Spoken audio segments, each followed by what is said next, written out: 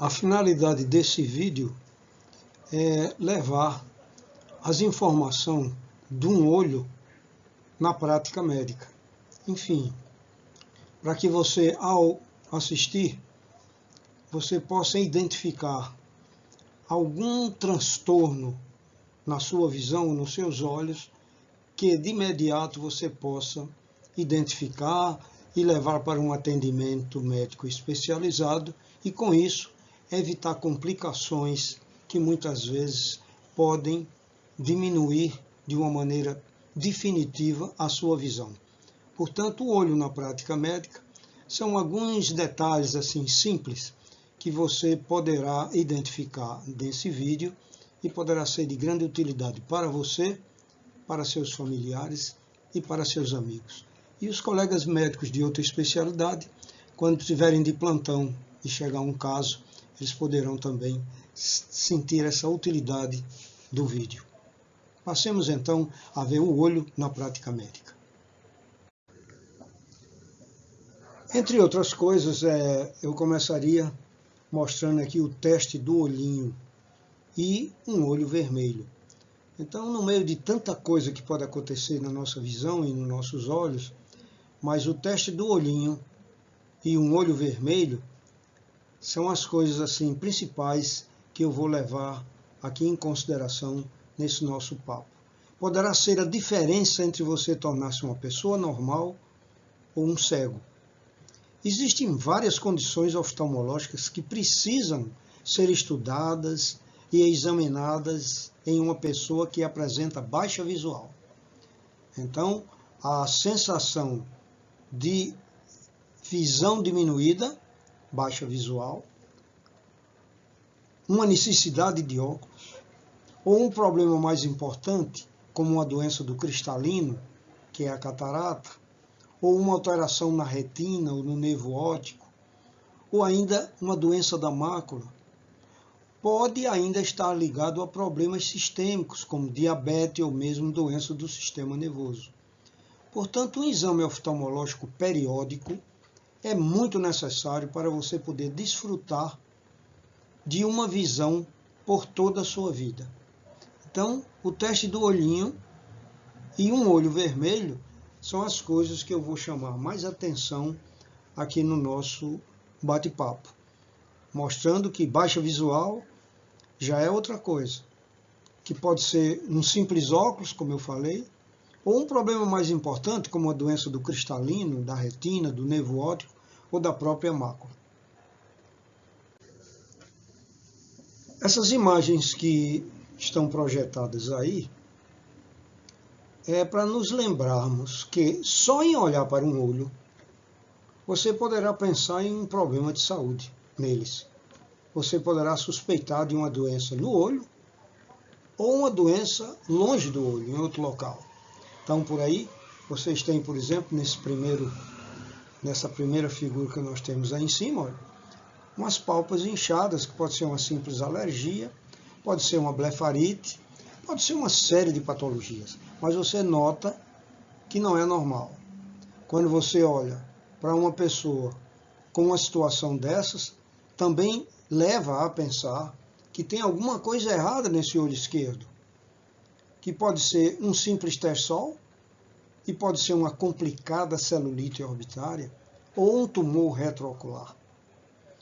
Já numa pessoa bem normal, nos olhos normais, mas muitas vezes nós sentimos que por ele existem as emoções.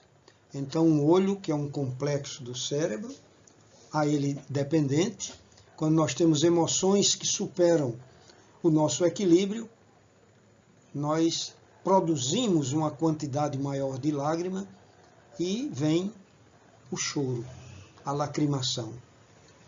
Então, o olho é uma expressão de muito do que se passa no nosso corpo e nas nossas sensibilidades, na nossa espiritualidade, nas nossas sensações.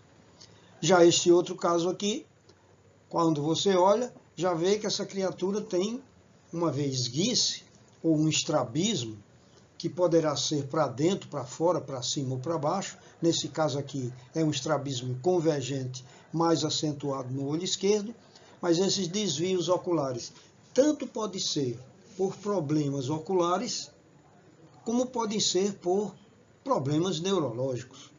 Daí a importância que a oftalmologia tem com o relacionamento com todas as especialidades. Nesse caso aí, nós temos que afastar ou uma deficiência oftalmológica ou alguma alteração a nível sensitivo, a nível neurológico, com paralisias de músculos oculares. Já nessa outra foto, nós temos assim uma sensação de desequilíbrio de abertura do olho de um lado para outro. Então o olho direito está com as pálpebras mais afastadas e o olho está mais para fora, o olho direito. Então isso nós diríamos que é uma exoftalmia se nós diagnosticarmos uma doença da tireoide. E nós diríamos que tem uma proptose, quer dizer, uma projeção do olho para fora, se dentro dessa órbita tiver um tumor que está crescendo e empurrando este olho para fora. E finalmente, nesse último caso aqui, que vocês notam que há uma deformidade numa hemiface da paciente, mostrando que há uma paralisia, inclusive de pálpebra e da metade do rosto, nas paralisias de Bell, que tem que ser tratadas com fisioterapia ocular e tratada pelo neurologista para ele identificar qual a causa que fez com que esse olho se tornasse com a paralisia de uma hemiface. Portanto, voltando, só em olhar para um olho, você poderá pensar em um problema de saúde. É muito importante nós identificarmos isso, mesmo sem sermos médicos.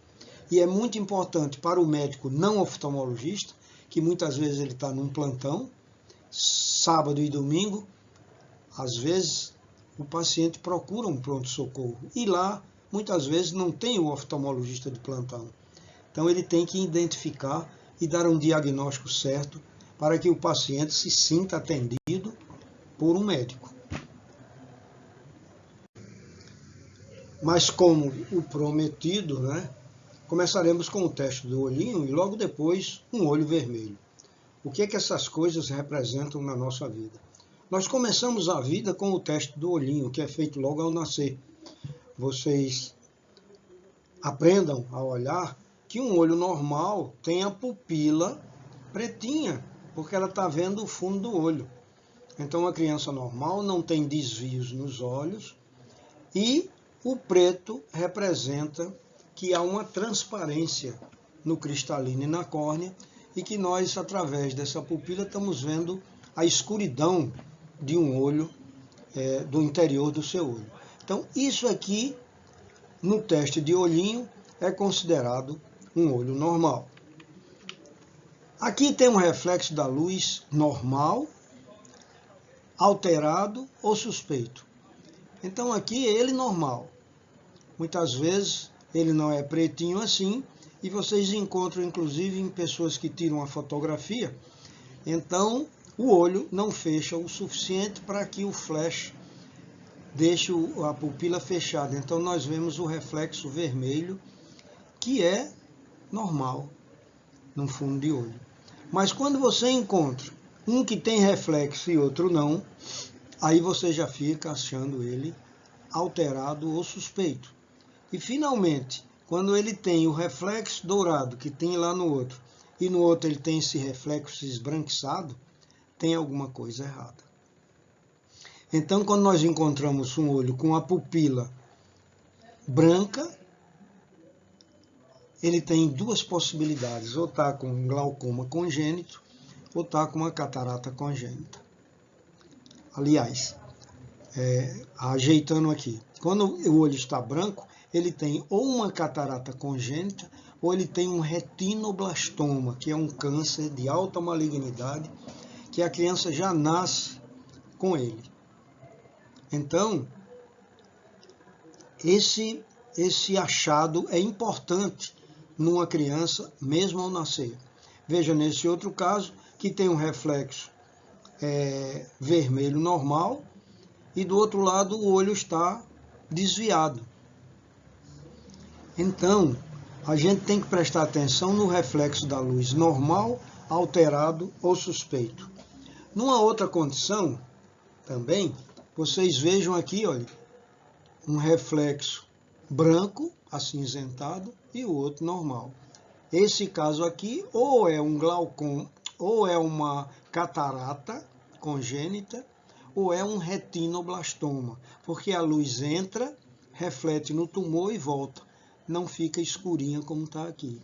E se for uma catarata, é porque o cristalino não está transparente e a luz bate e também volta.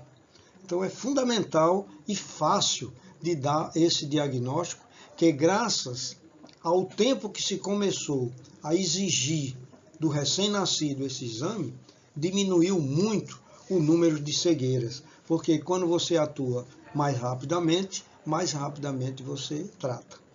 Mas uma outra condição no teste do olhinho é você olhar para uma criança e notar assim que a córnea dele, que é também a íris, quer dizer, a bola do olho colorida, é desproporcional. Veja essa criança aqui normal e veja essa. Então isso aqui é o diagnóstico no teste do olhinho do glaucoma congênito, que se não for logo tratado, tanto a catarata congênita, como o glaucoma congênito, como o retinoblastoma, tem que ser tratado de imediato. A catarata, no máximo, até 3 anos de idade. O retinoblastoma tem que ser operado quase que imediatamente, o mais breve possível. E o glaucoma tem que ser identificado, porque senão a criança vai crescendo e ela vai ficando com o olho nessa situação que vocês estão vendo aqui. E também há uma perda visual que é irreversível. Portanto, o teste do olhinho, que interessa a todos nós. Normalmente a criança nasce, já na maternidade, o médico vai identificar se ele é normal ou se ele tem algum reflexo esbranquiçado, que significa uma catarata congênita ou um retinoblastoma. Ou se o olho tem esse aspecto meio acinzentado e grande. Quase que ninguém vê o branco do olho, tem mais córnea, que é um sinal de glaucoma congênito. Bom, a maneira mais eficaz de nós conseguirmos um diagnóstico perfeito, mais completo, no exame oftalmológico é a oftalmoscopia. A oftalmoscopia significa você olhar através da pupila com o oftalmoscópio. Então, o oftalmoscópio é um aparelho médico oftalmológico que vocês estão vendo aqui, um tipo e outro tipo. Esse oftalmoscópio é chamado oftalmoscopia direta. E esse outro, a oftalmoscopia indireta. São dois aparelhos que nós jogamos uma luz através da pupila do paciente e estudamos todas as alterações internas do globo ocular.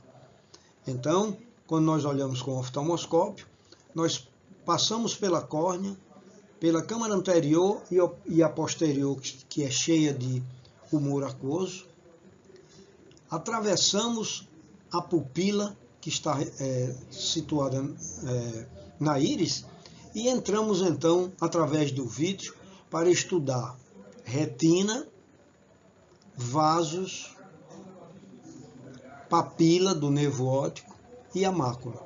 Então são estruturas importantes para diagnóstico, para a gente descobrir doenças que causam baixa visual, mas que na realidade às vezes você não pode, sem eles, dizer o que está vendo. Então, toda baixa visual que é corrigida com óculos significa que você não tem nenhuma alteração da parte externa para a parte interna. Quem usa óculos apenas tem um olho maior ou menor. Quando o olho é maior, você é míope. Quando o seu olho é menor, você é hipermétrope. E quando há algum desvio na horizontalidade ou na verticalidade do olho, quer dizer, alguma distonia nisso, então são os astigmatismos. Todos eles causam baixa visual, mas você corrige com uma lente, consequentemente, o olho não tem outras doenças. Mas por que nós falamos em oftalmoscopia direta e oftalmoscopia indireta? A oftalmoscopia direta é aquela em que eu jogo luz diretamente e vejo, através desse oftalmoscópio, eu vejo tudo que está se passando lá dentro em tempo real e aumentado de tamanho. Só que eu vejo o olho, no caso a retina, em tamanhos bem maior, mas em tamanhos fracionados. Ou seja, eu olho uma parte, vou olhando outra, não vejo o olho como se fosse um mapa mundi, eu não vejo a retina inteira. Já com a oftalmoscopia indireta, eu vejo o olho como se eu estivesse olhando ele, o desenho em uma parede. Então eu vejo o olho completo. Então todos dois são importantes. Esse aqui é mais um aparelho mais especializado que o oftalmologista usa no consultório. E esse oftalmoscópio ele usa no consultório ou no bolso, onde ele tiver, e ele poderá, através da pupila, examinar e descobrir uma série de doenças no fundo do olho. Esse exame nós chamamos de fundoscopia, ou oftalmoscopia indireta, ou ainda mapeamento da retina. Bom, agora depois da gente ter falado assim bem especificamente sobre olhar para um olho e pensar em alguma doença, nós entramos no primeiro item que eu dei importância para esse nosso trabalho aqui, que foi o teste do olhinho. Que eu acredito que quem assistiu e prestou atenção, ele vai poder dar o diagnóstico do seu filho recém-nascido, no seu neto, sem nenhum problema. Claro que quando você suspeita, aí a última palavra é do especialista, no caso, o oftalmologista. Mas agora vamos entrar na segunda etapa que eu falei, de muita importância, além do teste do olhinho, que é o olho vermelho. Então, é uma coisa bastante comum uma pessoa dizer, meu olho está vermelho. E aí? Um olho vermelho pode ser muita coisa. Então, essa é a finalidade de vocês começarem a raciocinar comigo o que é um olho vermelho e o que ele pode representar. Então, aí nesse slide, vocês estão vendo aí desse lado aí, não é? O olho vermelho. E desse outro lado, vocês estão vendo um olho normal, um olho branco. Então, esse olho vermelho, ele pode ser muita coisa. Pode ser desde uma simples conjuntivite a doenças muito mais sérias. E as conjuntivites, de uma maneira geral, que o pessoal acha uma coisa muito simples, eu estou com conjuntivite. A conjuntivite ela pode ser bacteriana, alérgica ou viral. Quer dizer, não é só um olho vermelho que pode ser uma conjuntivite, e quando é uma conjuntivite, ainda temos que fazer o diferencial se ela é bacteriana, se ela é alérgica ou se ela é viral. Por que essa importância toda que a gente dá a essas coisas? Para você diferenciar que quando o olho está vermelho, é o branco do olho que está vermelho, que é a esclera. Mas na realidade, por diante dessa esclera, tem uma membrana chamada conjuntiva, que é por isso que quando essa membrana está inflamada, nós chamamos ela de conjuntivite. Portanto, vamos começar agora um mundo de alterações porque o olho está vermelho. Então, vamos comigo. Bom, entramos então nas conjuntivites. Termo tão popular que todo mundo já teve uma conjuntivite, todo mundo já ouviu falar uma conjuntivite. Então é um termo bastante conhecido por todos nós. E a conjuntivite é isso que vocês estão vendo aí. Tá vendo? Vocês estão vendo aí nesse quadro aí à sua direita. o olho é muito vermelho e essa vermelhidão, chamada também de hiperemia, tem um detalhe. Ela é bem vermelha, como vocês estão vendo, mas ela respeita ao redor da córnea.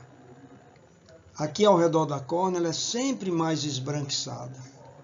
Isso tem valor? Tem sim, mas na frente vou mostrar a vocês que um olho vermelho precisa ser diferenciado de outras doenças, como glaucoma, uveíte, irite, etc. Então a conjuntivite tem essa característica. Um olho muito vermelho, mas sempre ao redor da córnea ele torna-se mais esbranquiçado. Então, quando eu digo conjuntivite, logo me vem na cabeça que ela pode ser bacteriana, que ela pode ser alérgica e que ela pode ser viral. Elas têm características com o seu desenvolvimento que me faz dar o diagnóstico. Quando eu vou suspeitar de uma conjuntivite bacteriana, é quando o olho vermelho apresenta secreção. Veja só que você tem aqui uma secreção bastante espessa, esverdeada, amarelada. Essa é a conjuntivite chamada bacteriana. Já a conjuntivite alérgica, que é essa aqui embaixo, essa conjuntivite alérgica, o paciente sente muita coceira, muito ardor e normalmente apresenta esse edema na conjuntiva, quer dizer, fica ela um pouquinho abaulada, inchada. E tem a característica assim de ter muito prurido, quer dizer, muita coceira. Outro detalhe importante, a secreção, olha, não tem cor. É uma secreção mais aquosa. É como se fosse lágrima. Diferente da conjuntivite bacteriana, que tem essa secreção esverdeada. Então, bacteriana, alérgica, e agora vamos para a viral. Então, a conjuntivite viral, ela apresenta o olho muito vermelho, incomoda bastante o ardor, a sensação de areia nos olhos, mas a viral não predomina nem a secreção, que tem na conjuntivite bacteriana, e nem a coceira ou o prurido que tem na conjuntivite alérgica. Então, essa é a conjuntivite chamada viral. O olho é vermelho, mas tem essas características. Muitas vezes você encontra uma associação de alérgica e viral. Então, cabe ao especialista fazer essa diferenciação, porque os tratamentos para cada uma delas é diferente, apesar de elas todas serem uma conjuntivite. Terminamos há pouco de estudar as conjuntivites, que foi a primeira apresentação de casos que o olho fica vermelho. Vamos agora para a segunda condição em que o olho se torna vermelho, que são as blefarites. Então, blefarites é isso que vocês estão vendo aqui. É uma pálpebra avermelhada, o olho vermelho, muita coceira e secreção como se fosse uma caspa entre os cílios. Isso é uma condição que incomoda muito o paciente e que ele muitas vezes não procura o oftalmologista porque ele acha que não é nada. E muitas vezes isso é um problema até das glândulas de secreção do olho, que entre cada cílio desse tem uma glândula de meibômios que lançam uma substância gelatinosa, gordurosa, que facilita o deslizamento das pálpebras no abrir e fechar. Portanto, blefarite é um termo que significa bléfaros, pálpebra, ite, inflamação, inflamação das pálpebras, que normalmente ela é de natureza crônica. Então, quando chega no consultório, já é mais ou menos desse jeito, um olho que chama atenção, um olho que perde a beleza. Muitas vezes os cílios que nascem, já nascem defeituosos e outros nem nascem mais. A pessoa vai ficando sem cílios. Portanto, essa é a segunda causa de olho vermelho, que é a blefarite. Passemos agora à terceira condição. Terminado o estudo da conjuntivite e da blefarite, foram os dois primeiros assuntos que acontecem com o olho vermelho, vamos ver agora o olho seco, que é o terceiro item que o olho apresenta-se avermelhado.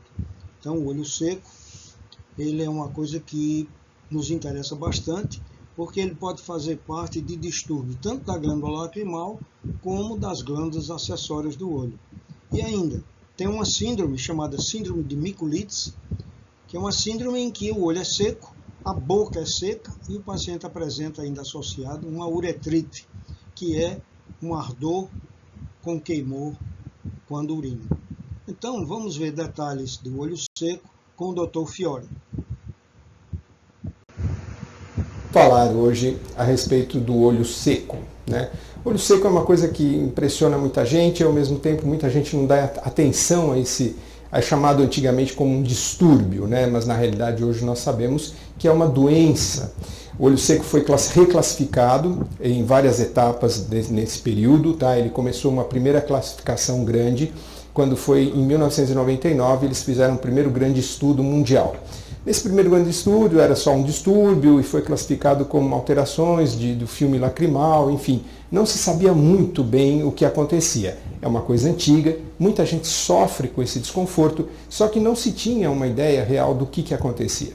Depois, em 2007, foi feita uma nova classificação, tá? Que na realidade existem alguns termos técnicos, o TOF, o DIUS, enfim, quando eles reclassificaram o olho seco e já consideraram uma série de outras alterações.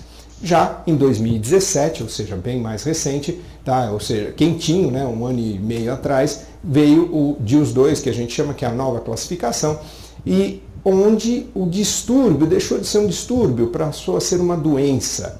Olho seco é uma doença. Então, é muito mais complexo do que se imaginava anteriormente, é muito mais difícil de você controlar essa doença e as pessoas sofrem demais com isso, desde alterações na sua qualidade da visão, pois parte da nossa visão está na nossa lágrima, e até sintomas de dor, até altera a concentração, enfim, a doença do olho seco, tá? Ela é muito mais complexa.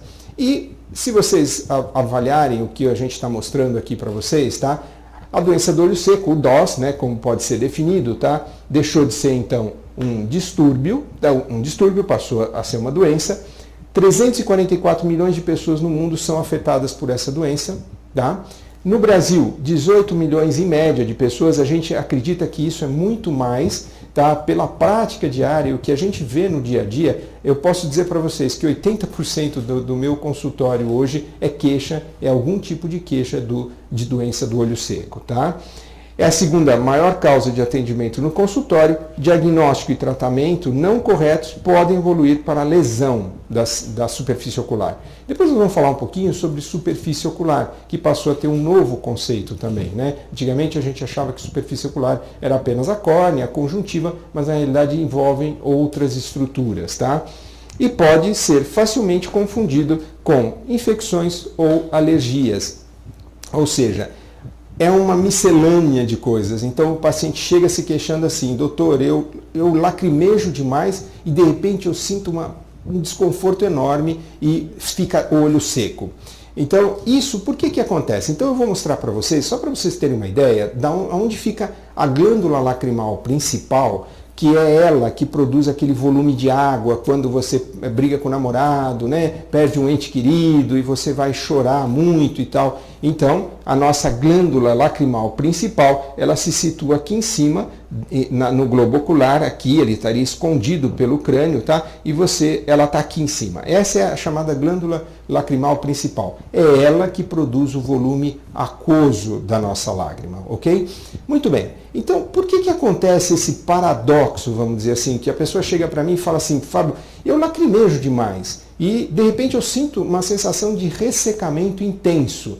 Ora, isso acontece, e se a gente correlacionar isso com a mitologia grega, que é a síndrome de Tantros, né? Por quê?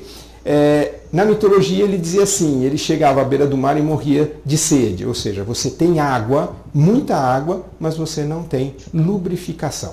Isso é uma coisa muito paradoxal e difícil para o paciente entender quando eu falo isso para ele. Olha, você tem olho seco. Mas não, eu lacrimejo. Não, você pode ter volume aquoso, mas você não tem a produção da chamada lágrima gordurosa, vamos chamar assim, tá? Você tem um distúrbio das suas glândulas de meibômios, e aí nós entramos numa outra estrutura e que produz uma parte que a gente chama, na realidade ela produz outras 3 coisas importantes, mas vamos resumir aqui, que seria a parte gordurosa da lágrima, tá?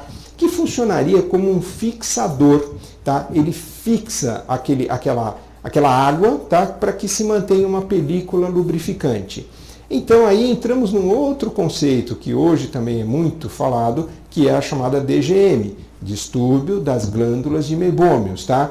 Se a gente fosse olhar isso anatomicamente, tá? A gente vai entender aonde se posicionam essas glândulas de meibômios, e aí é que é o negócio, porque é impressionante a quantidade de problemas que essas glândulas têm e a quantidade de pessoas que sofrem com isso. Então, só para a gente entender aqui como funciona, tá? Se vocês entenderem, isso aqui é a nossa pálpebra, a parte externa da pálpebra, os cílios, tá? A pele, os músculos que dão a mímica no nosso rosto estão aqui, ó, tá? E se você olhar aqui, a gente teria o tarso, e no tarso, que é a parte, se a gente delaminasse a pálpebra, tá? É a parte posterior, estão aqui as chamadas glândulas de meibômios. Olha elas aqui, ó, tá vendo?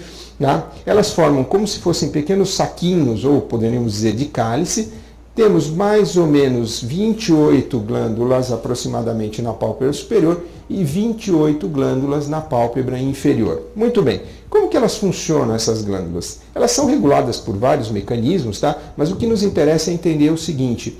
Quando nós piscamos, quando nós fazemos isso aqui que eu estou fazendo agora diante das câmeras, tá? Batendo os olhos, eu estou promovendo um contato, um impacto nessas glândulas, e elas vão liberando de forma gradativa uma quantidade de mucina, tá? Lipídios, tem uma série de substâncias que estão nessa gordurinha amarela aqui, tá?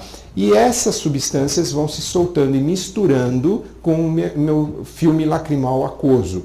Quando eles fazem essa mistura, eles formam como se fosse um Magipac, sabe aquele plástico, aquele filme plástico, né? Muito bem, pisquei, formou o filme, abri os olhos, ele fica um tempo ali, fazendo essa função de lubrificação. Após, em média, mais ou menos ali 25 segundos, o que acontece? Ele praticamente se rompe. A gente chama de rompimento do filme lacrimal. Quando ele se rompe, eu sou obrigado a piscar novamente, tá? Para vocês terem uma ideia, em média, tá, eu posso piscar em torno a cada 20 segundos, 25 segundos, 15 segundos, tal. Pessoas com DGM, pessoas com distúrbios das glândulas de meibômios ou com a doença, né, da superfície ocular, eles chegam a piscar, eles são obrigados a piscar, esse filme se rompe tão rápido, a cada 10 segundos, cada 5 segundos, cada 3 segundos, quer dizer, são quadros muito exuberantes, onde o paciente sente esse desconforto e começa a fazer isso que eu estou fazendo aqui, piscar demais, e aí é quando a glândula lacrimal principal percebe que não está conseguindo lubrificar, e solta aquela descarga de lágrima, e aí a pessoa começa a lacrimejar. Então, ela não vai entender que ela tem olho seco, mas ela tem olho seco. Ela tem esse distúrbio da superfície ocular, tá? Então, agora nós já começamos a entender um pouquinho melhor que simplesmente olho seco não é secou, não é bem assim. Você tem uma série de processos envolvidos muito mais complexos, que envolvem inclusive o estresse, envolvem a alimentação, envolvem uma série de fatores, tá? Quando nós falamos, então, a respeito de diagnóstico, como que a gente hoje aborda a síndrome do olho seco? A gente tem uma série de abordagens para isso, tá? Existem equipamentos mais modernos, hoje vem chegando no Brasil uma linha de equipamentos italianos, eles fizeram uma série de estudos e tal, e eles conseguem avaliar de forma muito detalhada distúrbios dessa superfície ocular, que aqui está representada essa superfície só como a córnea, mas na realidade a córnea é a nossa tampinha do olho lá que vocês escutam falar, tá? Mas aqui, na realidade, é uma das partes da superfície ocular, tá ok? Muito bem. através da interferometria da camada lipídica. Então, esse aparelho ele consegue detectar aonde está tendo a falha e o primeiro rompimento e aonde estamos tendo o distúrbio, principalmente. Então, dependendo do número de anéis que se rompem, dependendo dessa distorção dos anéis aqui que nós temos, nós começamos a ter avaliações e análises de saber, bom, como que eu vou abordar o tratamento? Esse paciente tem um distúrbio da glândula lacrimal principal, onde tem a produção da lágrima aquosa, ou ele tem um distúrbio da parte lipídica, né? Ou da osmolaridade, que isso é um conceito mais complexo, que é a outra parte que influencia na nossa superfície ocular, tá? Então, se vocês olham aqui também, aqui ele não tem tanta distorção de anéis, mas vocês veem que tem como se fossem umas manchas aqui na parte da lágrima, tá? O que esse paciente tem? Ele tem, aqui é o excesso, ele tem uma inflamação das glândulas de Meibomius, a chamada meibomite, e essa inflamação gera uma produção excessiva de produtos e é aquele paciente que fala assim, doutor, eu pisco e fico embaçado. Eu pisco e fico embaçado. Claro, porque ele tem esse distúrbio aqui. Então a gente consegue entender que hoje avaliar um olho, uma doença do olho seco, como era chamado de síndrome do olho seco, tá? Ou você tentar corrigir esses distúrbios envolve muito mais do que você simplesmente, muitas vezes, prescrever um colírio lubrificante, que vai ser uma arma, tá? Mas muitas vezes você é obrigado a entender o processo todo e partir para exames mais sofisticados. Na sequência aqui do nosso estudo, nós vimos conjuntivite, blefarite, olho seco, e agora nós vamos ver o corpo estranho, como fazendo parte daquele olho vermelho. Então, o corpo estranho é todo aquele objeto que cai dentro do nosso olho. Então, todo mundo já teve essa experiência desagradável de sentir alguma coisa que não está normal no seu olho, que incomoda. Então, são os corpos estranhos. Então, o corpo estranho, ele pode ser no globo ocular, quer dizer, pode ser na córnea, ou na parte branca, que é conjuntiva sobre a esclera, e pode ser corpo estranho que está alojado no interior da pálpebra. Quer dizer, o corpo estranho entrou no olho e ficou alojado por dentro, que nós temos que revirar a pálpebra para poder fazer o trabalho, né? Então, o corpo estranho externo, ele pode ser de qualquer natureza, pedaço de vidro, um vento forte que entrou um grão de areia, mas normalmente nós encontramos esse tipo que vocês estão vendo aqui no centro, que é justamente o corpo estranho causado por fagulhas de pessoas que trabalham com solda elétrica. Então, quem trabalha com esmeril, então você está no esmeril e sai aquelas estrelinhas, aqueles são pedaços de substância incandescente que quando elas batem na córnea, elas ficam lá cravadas. E os outros são corpos estranhos que entram no globo ocular e ficam alojados, como vocês estão vendo aqui, pela parte interna da pálpebra. Então, nesse caso, nós temos que pegar um cotonete ou uma tampa de uma caneta esferográfica, uma bic, e fazemos pressão para baixo com os cílios e dobramos para aparecer exatamente a parte que está interna do olho. E com o cotonete, nós então retiramos esse corpo estranho, tanto na parte superior como na parte inferior da pálpebra. Terminado este trabalho, é normal se colocar uma pomada de antibiótico e fazer um curativo oclusivo. Por quê? Porque todo esse corpo estranho que estava aí dentro, ele, de tanto você abrir e fechar a pálpebra, ele arranhou a córnea. E a córnea precisa ficar em repouso pelo menos 24 horas. Então colocamos esse curativo oclusivo e esperamos então exatamente 24 horas para tirar esse curativo oclusivo e examinar se o olho precisa ainda permanecer ou não fechado por mais algum tempo. Então essa é a conduta certa na retirada de corpo estranho ocular.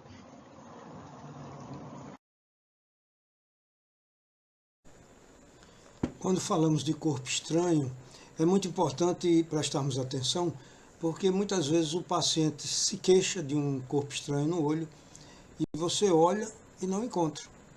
Então o corpo estranho ele pode ser de várias origens. Pode ser um cílio que cai dentro do olho, pode ser que seja um fiapo, pode ser que seja um cisco, numa ventania, um grão de areia.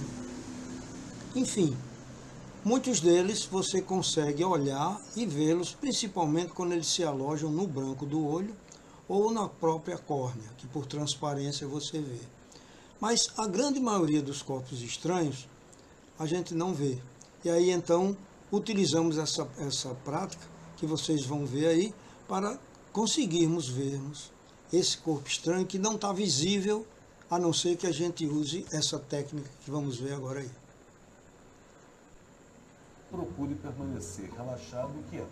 Deve também ficar seguro com a informação de que sentirá um rápido alívio logo após o exame, especialmente após a retirada do corpo estranho. Método: aplicar uma gota de colírio anestésico tópico. Aplicar uma gota de colírio de fluoresceína quando o procedimento for realizado para a retirada de corpo estranho. Pedir ao paciente para olhar para baixo. Segurar os cílios da pálpebra superior com o polegar e o dedo indicador de uma das mãos. Colocar a ponta de um cotonete no meio da margem da pálpebra com a outra mão. Virar a pálpebra superior, tracionada pelos cílios, com uma pressão firme e leve sobre o globo ocular. Remover o corpo estranho com um movimento suave e para cima com o cotonete úmido. Caso haja presença de corpo estranho na córnea que não foi retirado através do uso do cotonete, ocluir este olho e referenciar o paciente para atenção secundária. Caso não seja possível ver o corpo estranho, examine o olho novamente com a luz de uma lanterna e uma lente de ampliação ou com um oftalmoscópio direto. Utilize o filtro de luz azul cobalto do oftalmoscópio direto quando for necessário o uso de fluoresceína. Pedir ao paciente que olhe para cima quando terminar o exame e a remoção do corpo estranho, e a pálpebra voltará automaticamente à sua posição normal. Instilar colírio ou aplicar pomada antibiótica caso haja abrasão corneana, e colocar um curativo oclusivo sobre o olho usando 2 gases e esparadrapo ou micropore, mantendo este olho ocluído por 24 horas. Caso haja corpo estranho, mostrá-lo ao paciente na ponta do cotonete para confirmar sua remoção. Para vocês verem, um olho vermelho pode ser muita coisa, né? Nós já vimos até agora uma porção de coisas como a conjuntivite, a blefarite, o olho seco, um corpo estranho e agora o glaucoma agudo. Quando a gente fala glaucoma agudo, muitas pessoas ficam assim sem entender, porque o glaucoma é uma doença que não dói, que o olho é branco, que não tem sintoma quase nenhum. Esse é o glaucoma crônico simples. É o mais comum e o que mais cega. Por quê? Porque o paciente não sabe que está doente. Agora, o glaucoma agudo, que é esse que eu vou falar aqui, o olho chama muita atenção, porque ele torna-se bastante vermelho, o branco do olho fica muito vermelho, a córnea fica meio embaçada, a pupila dilata, o paciente fica vendo menos e ele sente uma dor muito intensa que o faz correr até um pronto-socorro. Então, este é o glaucoma agudo. Claro, ele é chamado assim porque ele pode acontecer você dormindo, você numa festa, após uma emoção forte, porque é um glaucoma agudo, quer dizer, que aparece inesperadamente. E ele é causado pelo fechamento agudo da câmara anterior. Quer dizer, ao redor da córnea existe aqui um ângulo chamado irido corneano, quer dizer, entre a córnea e a íris, por onde filtra o humor aquoso. E claro, se esse ângulo é estreito e ele fecha, você começa a ter uma pressão elevada em poucas horas no globo ocular. E ele requer também um tratamento imediato. O glaucoma agudo é uma emergência médica, é uma emergência oftalmológica, e o médico tem que atuar imediatamente para diminuir a pressão desse olho, no máximo até 24 horas, senão o paciente perde a visão. Então, característica: olho vermelho, baixa visual e muita dor. Esse é o nosso glaucoma agudo. Em seguida, vamos ver agora as uveites. Então, antes da gente passar para as uveites, nós queríamos dar aqui uma explicação do que a gente falou. A córnea chega a um ponto que ela mantém contato bem no final com a íris, que é o ângulo iridocorneano que eu falei há pouco, por onde sai o humor aquoso que preenche a câmara anterior e posterior do globo ocular. Então isso aqui é cheio de uma substância aquosa, que é o humor aquoso, que ele é produzido aqui nos processos ciliares. Depois dele fazer a sua missão, ele terá que ir embora pelos condutos de Schlemm. Se isso não acontecer, há um fechamento desse ângulo e, consequentemente, um aumento de pressão ocular, que se reflete no paciente uma dor muito intensa e uma baixa visual. Ora, o glaucoma, agudo ou crônico, nesse caso, a pressão do olho estando muito alta, a esclera é uma substância dura, portanto, a pressão do olho vai se escoar por onde?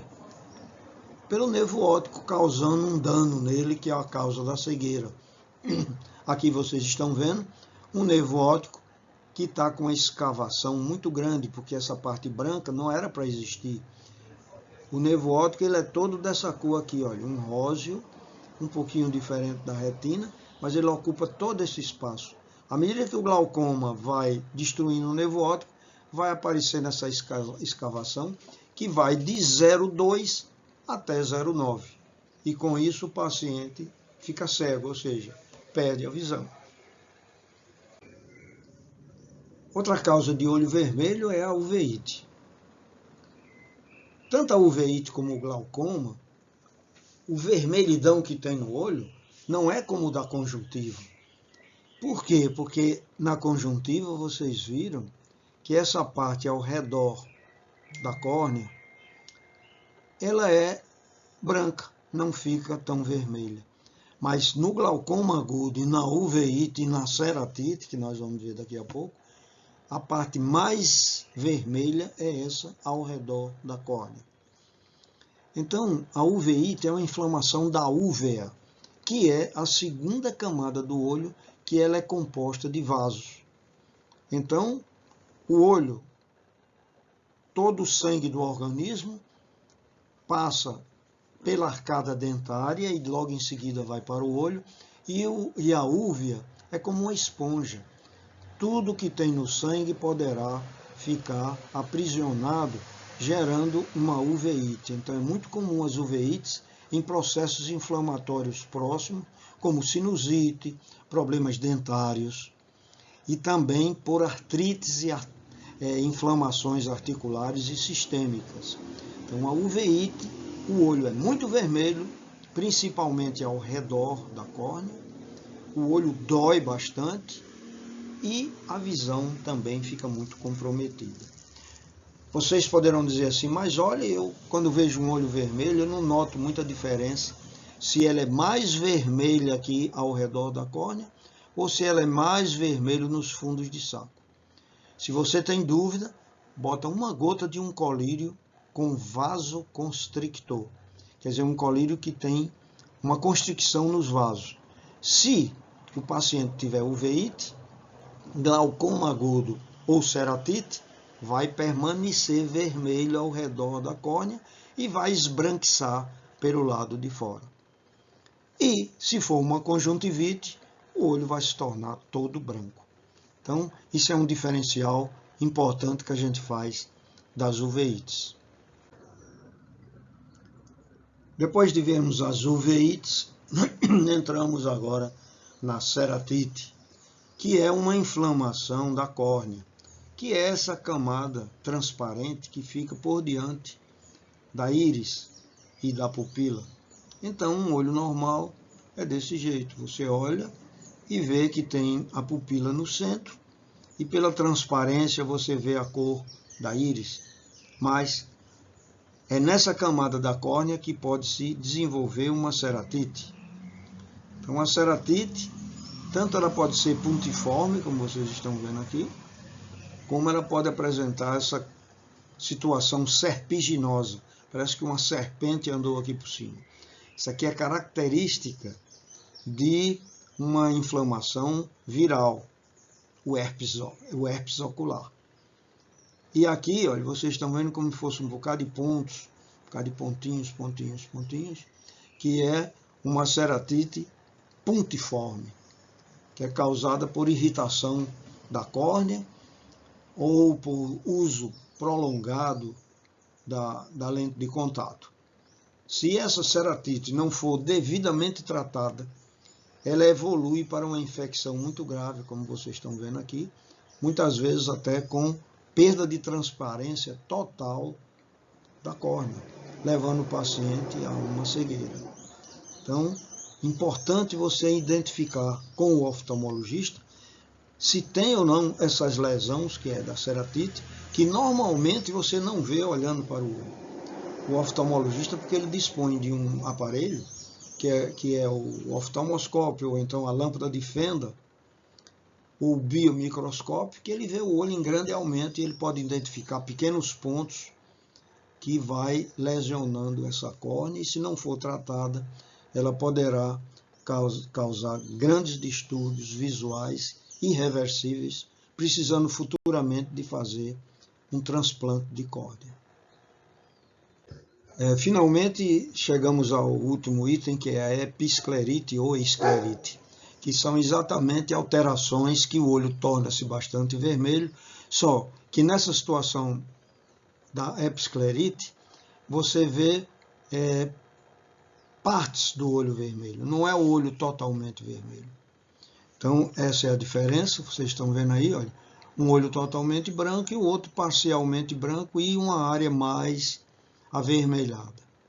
Então, a episclerite é um olho vermelho, mas que normalmente é unilateral, e também nesse olho é apenas uma parte dele que fica inflamada e vermelha.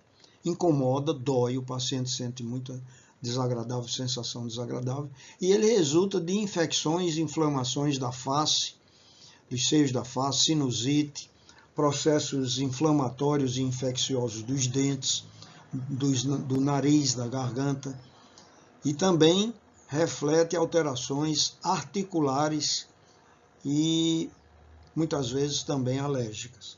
Então, a episclerite é um olho vermelho localizado. Então, para que a gente não se engane quanto à localização de uma episclerite, dizer é um olho vermelho, sim, é um olho vermelho, mas é normalmente unilateral e no olho apenas uma parte dele se torna avermelhado. Outra coisa também que a pessoa diz seu olho está muito vermelho. Às vezes, quando você tem uma hemorragia subconjuntival, que é isso aqui que vocês estão vendo, no olho maior e no olho menor, e que chama atenção, e a pessoa olha e diz, pô, teu olho está muito vermelho. Então, nesse caso aqui, não é um olho vermelho. Um olho vermelho são aquelas outras condições que eu mostrei até agora. Isso daí é uma hemorragia subconjuntival, que tem um nome científico e médico de hiposfagma.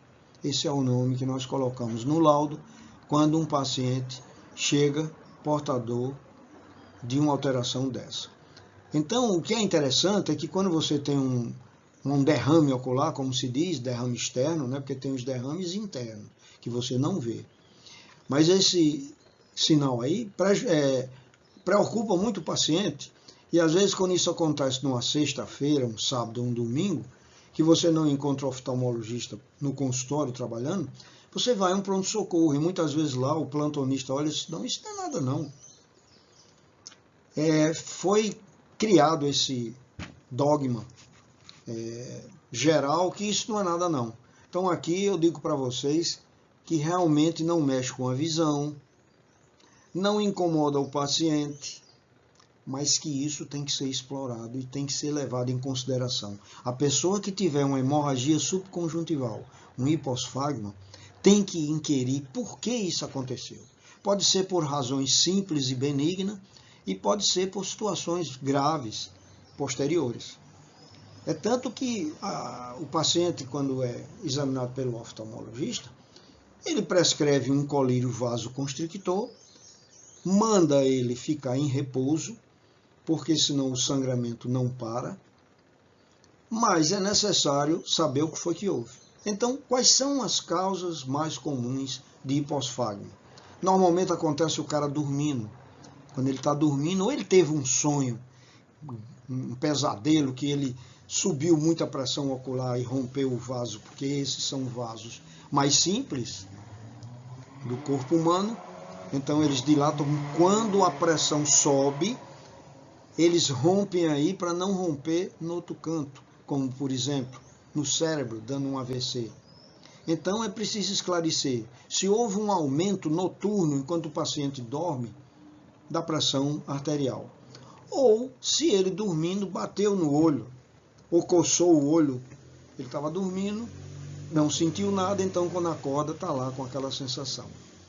Outras causas de hiposfagma são fragilidade capilar, que são aquelas pessoas que apresentam os vasos frágeis por falta de vitamina C ou por doença vascular. São pacientes que, pela pressão arterial ter subido muito, ela rompe nesse local aí, avisando alguma coisa. Também pode ser porque o paciente está usando remédio para afinar o sangue. Muitas pessoas têm infarto ou têm tendência à trombose e o médico passa a AS infantil ou outros medicamentos que servem para deixar o sangue mais diluído para que ele não tenha uma embolia ou uma trombose. Então esses pacientes, às vezes, por tomar esse remédio há muito tempo e não voltar ao seu médico, isso avisa que o sangue está fino demais. E é preciso ele rever o médico para poder ajeitar a dose que deve ser diminuída no caso. Portanto, se você também fez um esforço físico muito grande, que aumentou temporariamente a pressão dos vasos, você rompe isso. Então, não é uma coisa tão simples como se diz.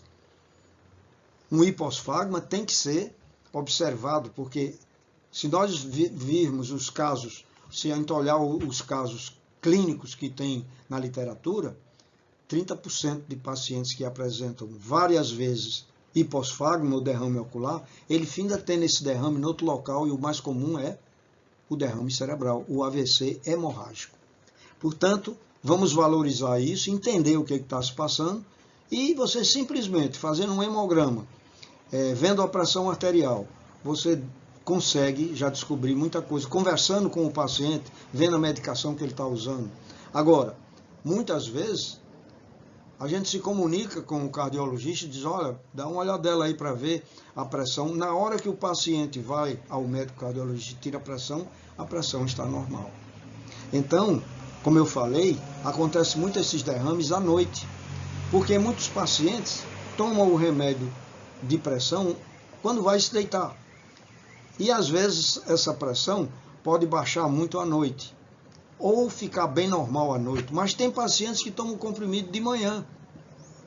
E à noite ele já está quase sem o remédio funcionando. E quando ele está dormindo à noite, a pressão sobe muito e acontece isso. Portanto, muitas vezes é preciso ele fazer um Holter. Muitas vezes ele precisa fazer aquele exame que se bota aquele aparelhozinho e passa 24 horas para medir a pressão para ver se ele está tendo picos de pressão arterial que causam essa doença chamada hiposfagma. Como eu mostrei no início desse nosso papo, Pode existir uma situação dessa que você, olhando para a pessoa, nota que tem alguma coisa errada. Então, normalmente isso acontece mais em pessoas, em crianças, mas pode acontecer em qualquer criatura.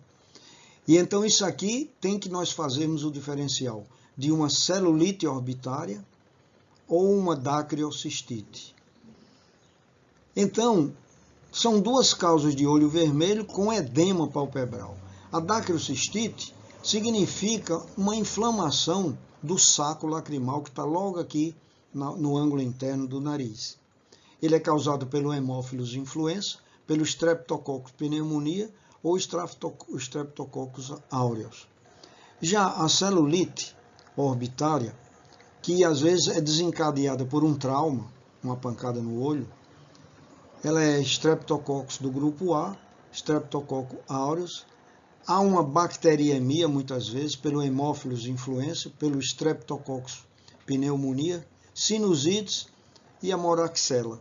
Então, todos esses germes, eles circulando, eles podem terminar na órbita do paciente, indo para o tecido gorduroso da órbita, dando essa sensação que a gente olha. E a celulite orbitária precisa de um atendimento especializado e um tratamento mais rápido para evitar que isso se transforme num trauma maior, porque o olho se comunica diretamente com o cérebro e isso pode dar um problema maior, como uma meningite ou até uma trombose do seio cavernoso.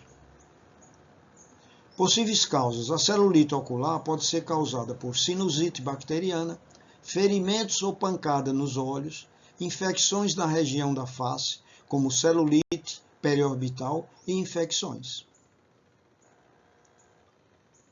Como falei há pouco, a trombose do seio cavernoso é uma situação grave.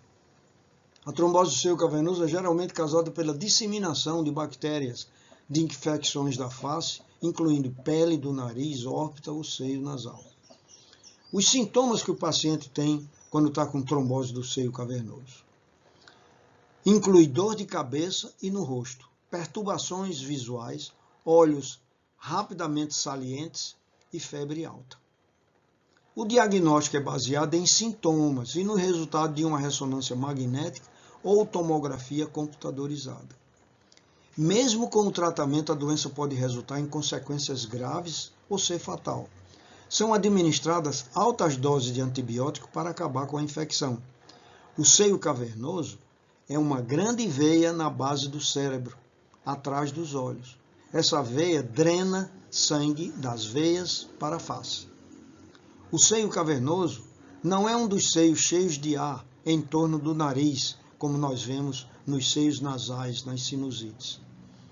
A trombose do seio cavernoso, que é o TSC, pode afetar os nervos cranianos, que movimentam os olhos e fornece sensação para o rosto.